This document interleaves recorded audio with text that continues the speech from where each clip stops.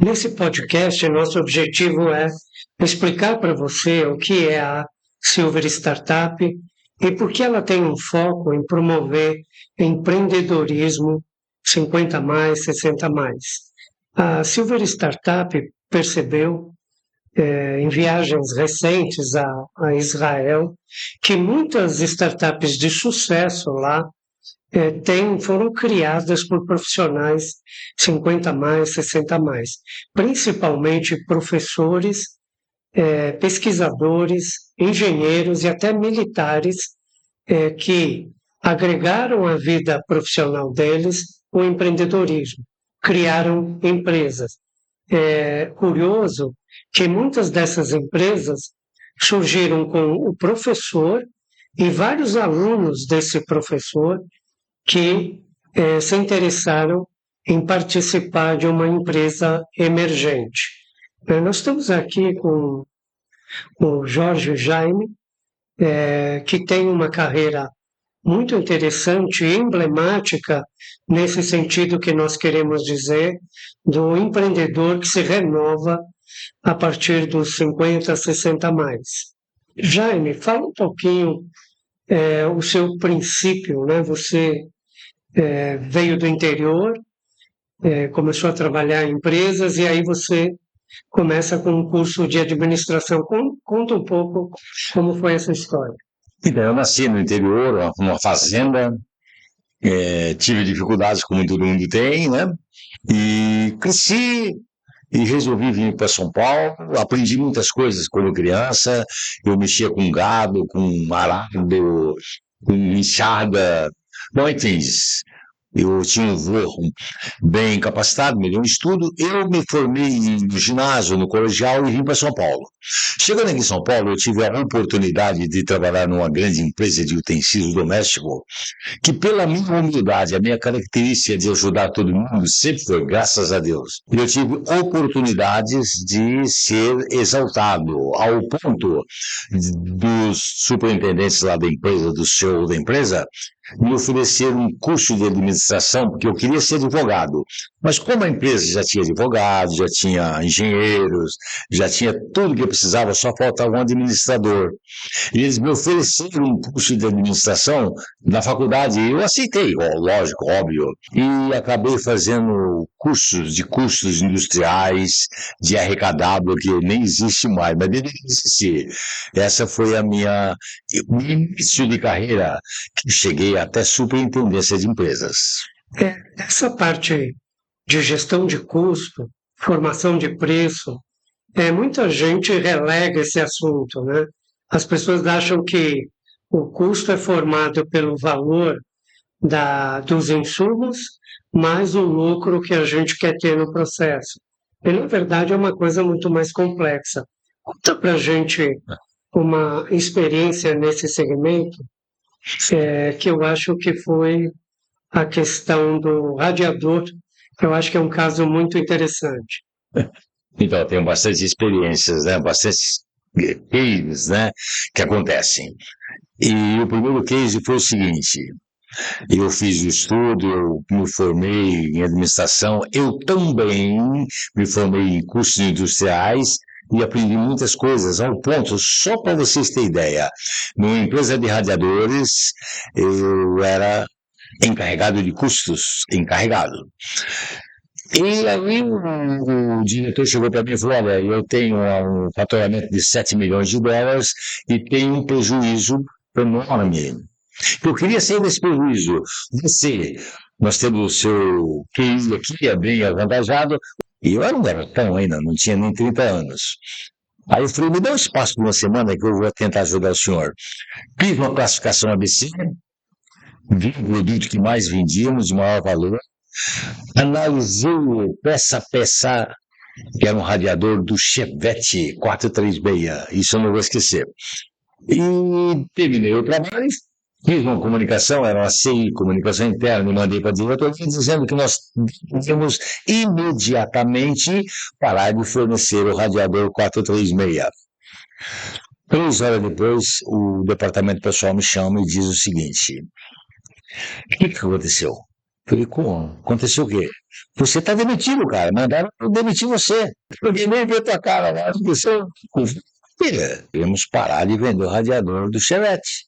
É por isso que nós estamos prejuízos. O material, só o custo do material, olha a importância do custo da empresa. Só o custo do material é exatamente o preço de venda.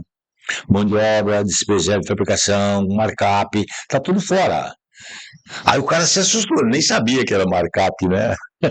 Mas o que é isso? Aí eu expliquei para ele. Ele falou, não, você não vai ser mandado embora, não. Eu vou assumir tua a causa. E chamou o diretor. Ele veio bravo, era um italianão bravo, sabe? Chutando tudo. Você vai me explicar o quê? Expliquei para ele, olha, a letra de cobre custa tanto, o tubo de latão custa tanto, a borracha, o alumínio. E expliquei, coloquei na balança para ele, estava tudo desmontado na mesa. Ele ficou de boca aberta. Eu falei, e a mão de obra? Como é que nós vamos cobrar isso aí? E as despesas indiretas de fabricação? Ele ficou assustado. Falei, mas como? Ninguém viu isso? Que absurdo! O departamento tinha 12 pessoas. 12. E eles controlavam tudo isso, né?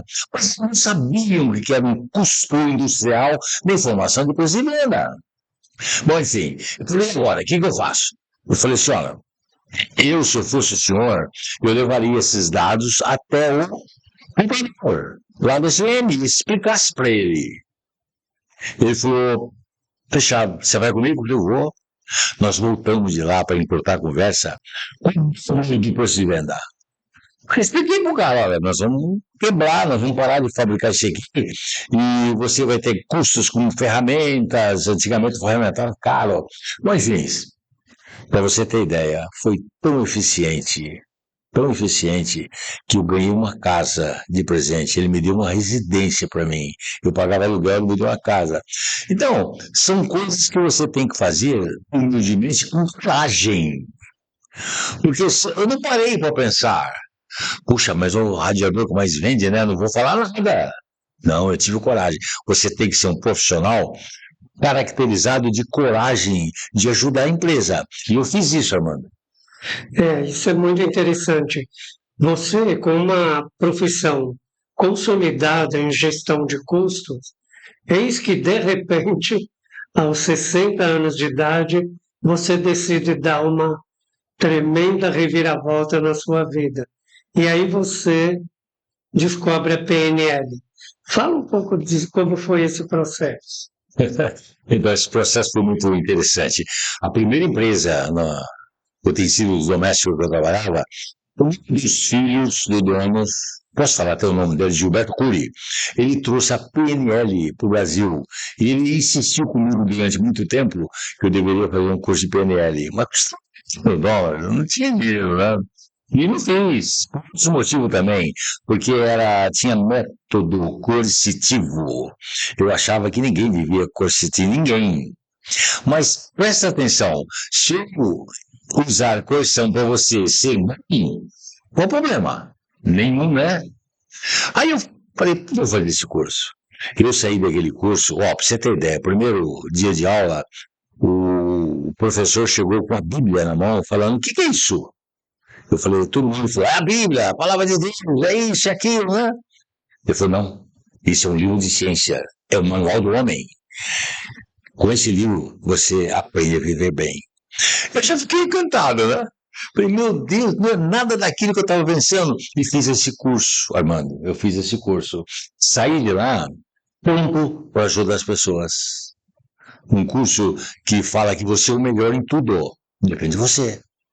Você é o melhor motorista, o melhor varredor de rua, você é o melhor engenheiro, você é o melhor tudo. Depende de você. Você é a imagem de Deus. Eu falei, meu Deus, né? Que isso? E eu comecei a fazer isso até o dia que me convidaram para fazer palestras. Uma palestra por semana. No mês, eu ganhava mais do que o meu CLT, que era alta. E foi por isso, não só pelo valor financeiro, mas por ajudar pessoas. Então, como vocês estão vendo, um profissional 60 a mais, ele pode sim se reinventar a qualquer momento. Eu sei que o Jorge, por exemplo, ele continua tocando projetos de gestão de curso como consultor, mas a questão da PNL abriu todo um novo horizonte. Entre duas coisas que eu gostaria de citar, está o fato dele ter se tornado conselheiro da Associação Comercial de São Paulo e também conselheiro, treinador de pastores numa grande denominação evangélica do Brasil e até do mundo. Fala um pouquinho disso. Então, olha, conselheiro da Associação Comercial, a maior do estado de São Paulo, talvez, com certeza do Brasil, né? Eu fiquei assustado quando fui convidado. Fiquei em dúvida. E graças a Deus, com muita honra e muita humildade, eu presto serviço para a Associação Comercial. E nessa denominação aí, eu trabalho nos bastidores. Para quê? E eu fico nos bastidores alertando o como deve falar as coisas, não é o que falar. Um exemplo simples, que Deus possa te abençoar, nunca diga isso, Deus é o Todo-Poderoso, e a minha mente sabe disso. Quando eu ouço de um preletor afamado dizendo que, olha, que Deus possa, a minha mente rejeita. Isso parece assim ineficaz, mas tem uma eficiência enorme. Isso tem que ser humilde. Por exemplo, uma vez esse grande preletor de televisão, de rádio, disse que mandamentos é lei de Moisés, são leis de Moisés. E eu poderia chegar para ele e dar uma palavra. Não, eu fui humilde. Eu falei assim, bispo, que coisa interessante que o senhor me ensinou hoje. Ele falou o quê? Que Moisés era maior que Deus. Como assim? Não, comunicação. O senhor disse que os mandamentos são lei de Moisés. Então Moisés fez os mandamentos e falou para Deus, por favor, Deus, escreve para mim com o teu dedo. E ele escreveu com o dedo dele numa pedra. O rapaz quase caiu da cadeira, mano. Eu fiquei muito feliz e satisfeito quando ele subiu no altar com mais de 8.000 pessoas vindo. E falou, me perdoa, quarta-feira eu disse que mandamentos são lei de Moisés. Não, são lei de Deus. Foi Deus que escreveu com o próprio dedo. Então são coisas que, mesmo aqueles altos níveis, precisa saber para quê? Para ensinar. Isso, a minha mente sabe que mandamentos são lei de Deus. Aí sobe um preletor afamado e fala que é lei de Moisés, a sua mente rejeita. Mesmo assim você obedece, né? Você é obediente. É isso que eu faço hoje, com muita eficiência, com muita coragem e com muito amor. Essa questão hoje em dia que se coloca para o aposentado é que uma vez que ele alcançou a aposentadoria, ele tem que descansar. É uma coisa que parece ser uma coisa lógica, mas não é. Na verdade, a gente descansa depois de um dia de atividade, uma prática de esporte, etc. Mas logo depois a gente já está bem. Né? Quando você diz que o aposentado tem que descansar, parece até uma sentença de morte, né?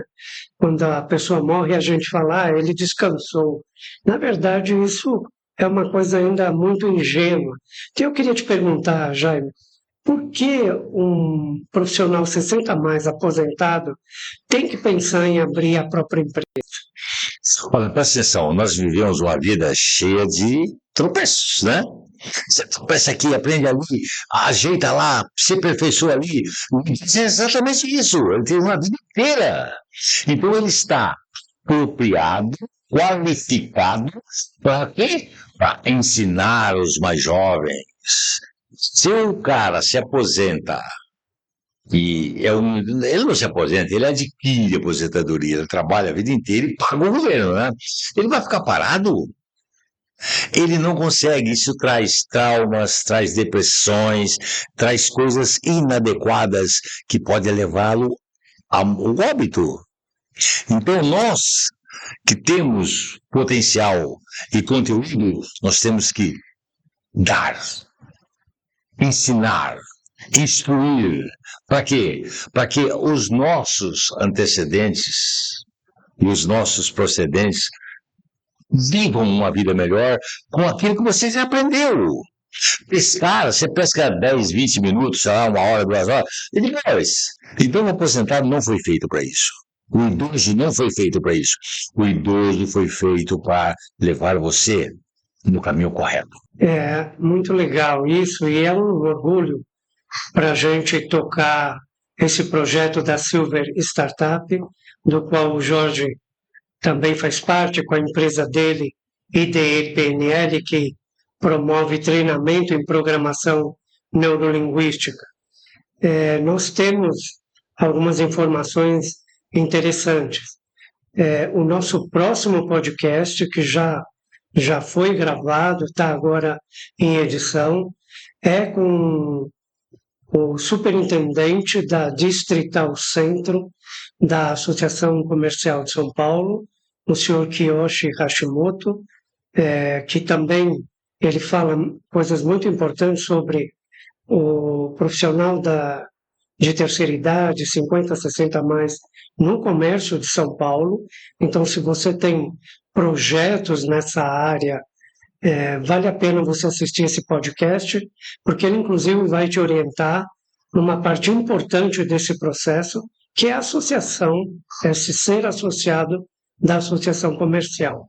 E a outra coisa, né, Jaime, é a questão de você dar o primeiro passo para ter a sua startup, o seu negócio.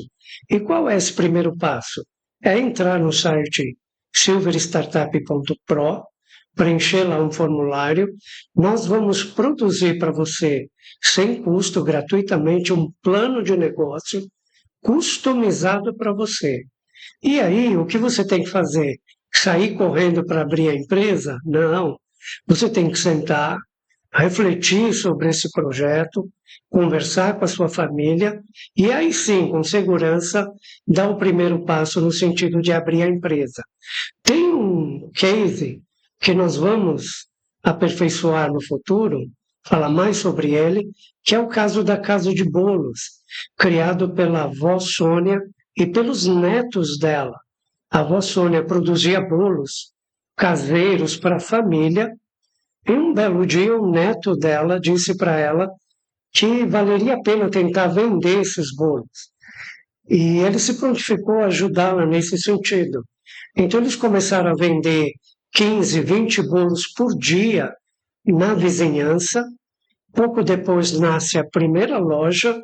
Hoje são mais de 600 lojas no Brasil e uma loja em Portugal.